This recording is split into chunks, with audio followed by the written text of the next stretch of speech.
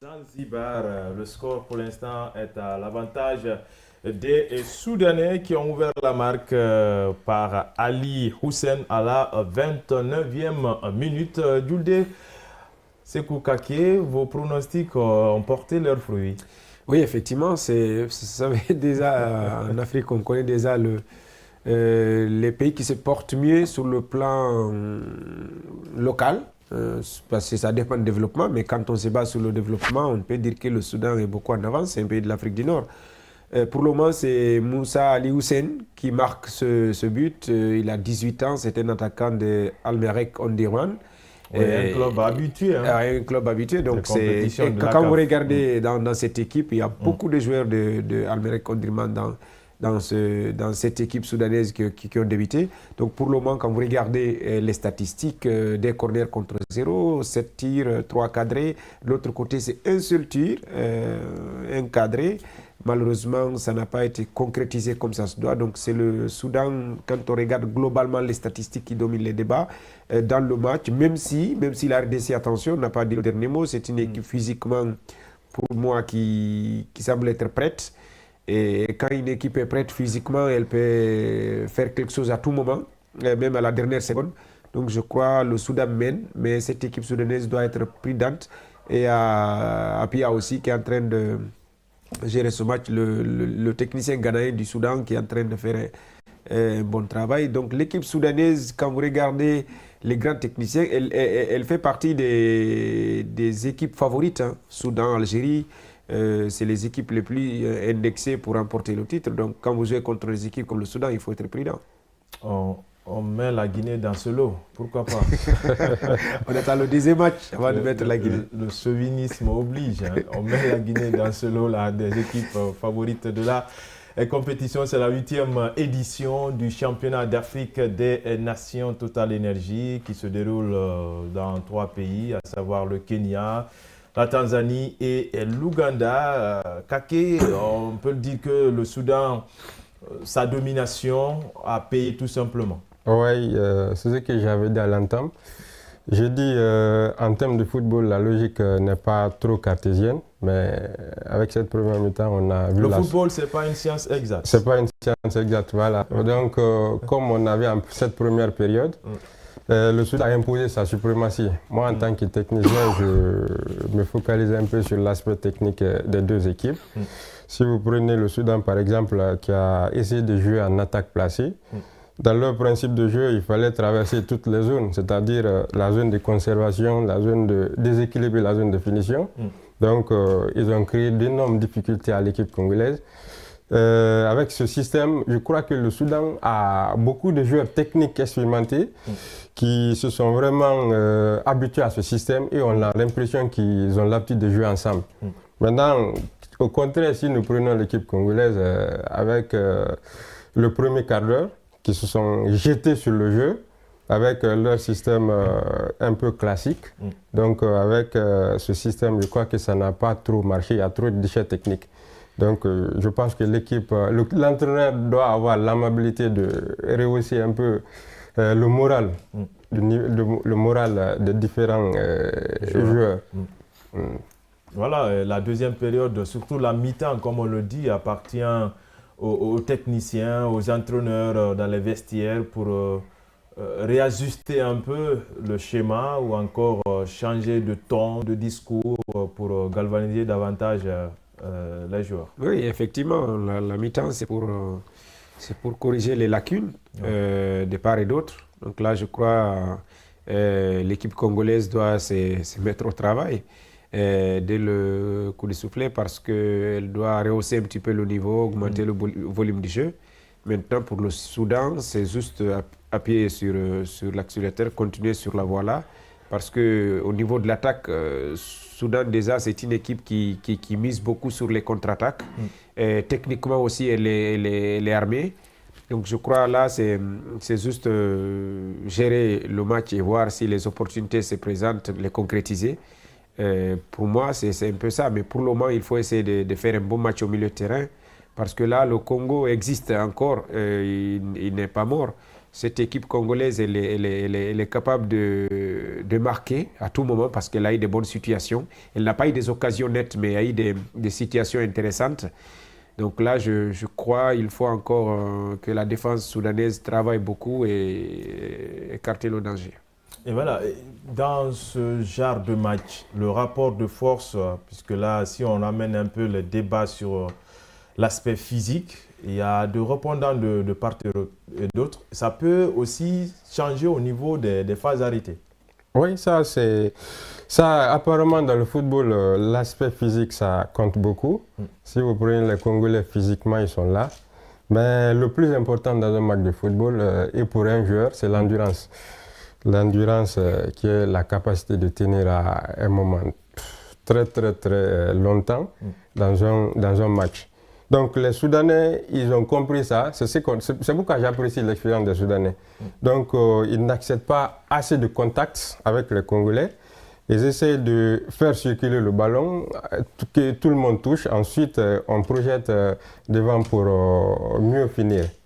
Maintenant, en cette deuxième période, il ne faut pas que le Soudan se retourne avec un complexe de supériorité. Bien sûr qu'ils ont un léger avantage sur le score, mais il faut qu'ils, comme l'a dit M. Djuldé, il faut qu'ils essaient vraiment d'améliorer un peu, donner un peu plus pour avoir plus de chances de gagner ce match. Voilà, Djuldé, mené 1-0, à défaut d'aller corser l'addition, on ferme la porte pour conserver l'acquis, d'autant plus que ces premières sorties-là sont beaucoup plus importantes. Oui, effectivement. Surtout le Soudan, vous savez, quand vous ratez une fois, des fois, ça vous donne l'envie. Le Soudan a terminé 2 fois, 3e place, comme 3e de cette compétition. Donc à chaque fois, quand vous remportez la 3e place, une fois, des fois, ça veut dire que le niveau est là, ça veut dire que vous méritez plus, ou vous êtes dans l'envie, vous serez forcément animé par une envie de remporter la compétition. Donc je crois que cette équipe, c'est la 4e participation. C'est pourquoi tous les médias soudanais, quand vous les consultez, c'est le trophée qui est visé. C'est vrai, toutes les équipes ont cette ambition, mais les ambitions diffèrent. Quand vous avez une équipe en tout cas, qui répond aux critères, comme le Soudan aujourd'hui, qui a un très bon championnat, et franchement, il faut miser beaucoup sur cette équipe. Donc là, je crois être 3e une fois, 2 fois, ça veut dire que le niveau est là, avec des joueurs très jeunes, même s'il y a des expérimentés, mais quand vous regardez Moussa Almerek, c'est un talent naissant. Et avec tout ça, Apia est en train de faire un bon mélange des anciens et des nouveaux. Donc je crois que ce sont des équipes très difficiles à jouer maintenant. Pour la RDC, c'est autre chose parce que ce championnat congolais, c'est vrai, à chaque fois, il y a des problèmes au niveau des championnats en Afrique noire, problèmes d'organisation, problèmes de financement et autres. Bon, mais avec ces joueurs expérimentés que nous voyons côté congolais, physiquement prêts, je pense qu'on va vivre une très bonne deuxième période. Voilà, Kaké, ce cas de figure se présente, étant technicien, la mi-temps, on est mené, il faut forcément revenir pour croire en ses chances. Que faut-il faire? Bon, dans ce genre de situation, moi, je vais un peu changer de système. Parce qu'avec ce système de l'équipe congolaise, vouloir presser un peu plus haut, si vous êtes un peu désorganisé, ça va être un peu compliqué. Il n'y a pas de coordination. Il n'y a pas de coordination. Dans les différents compartiments du jeu, justement, ça risque de créer des problèmes. De s'effriter derrière. Justement. C'est ce qui est arrivé à l'équipe congolaise. Donc, ils ont essayé dans le premier quart d'heure. C'est pourquoi j'ai apprécié un peu l'équipe soudanaise. Parce que dans le premier quart d'heure, ils ont essayé d'observer un peu l'équipe congolaise qui se jetait. Maintenant, après avoir observé l'équipe congolaise, moi, je souhaiterais qu'il attende un peu l'équipe soudanaise en bloc médian.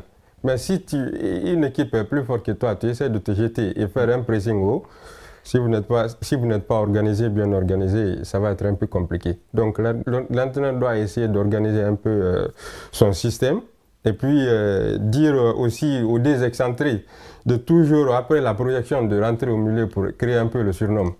Donc, aurait été moi, c'est ce que je vais conseiller un peu à l'entraîneur. Et voilà, donc c'est l'œil d'un technicien. Djuldé, globalement, on peut dire que cette première période est largement dominée par le Soudan. Ça se reflète d'ailleurs sur le résultat, puisque les Soudanais mènent pour l'instant. Et là, c'est un groupe qui n'est pas comme les 3 autres, c'est-à-dire ils sont 4 pays dans ce groupe D, où on a l'équipe qui détient le trophée, le Sénégal. Ah oui, le Sénégal, effectivement, c'est une poule un peu compliquée parce que quand vous regardez le Nigeria, toutes les catégories sont redoutées. Ce sont des Même équipes si le Nigeria ne fait pas grand-chose jusque-là dans le Chan, il n'est pas ce vrai Nigeria là, mais à tout moment il peut exploser. Donc pour le moment c'est le Soudan, c'est le Sénégal qui a envie de rester, garder ce trophée.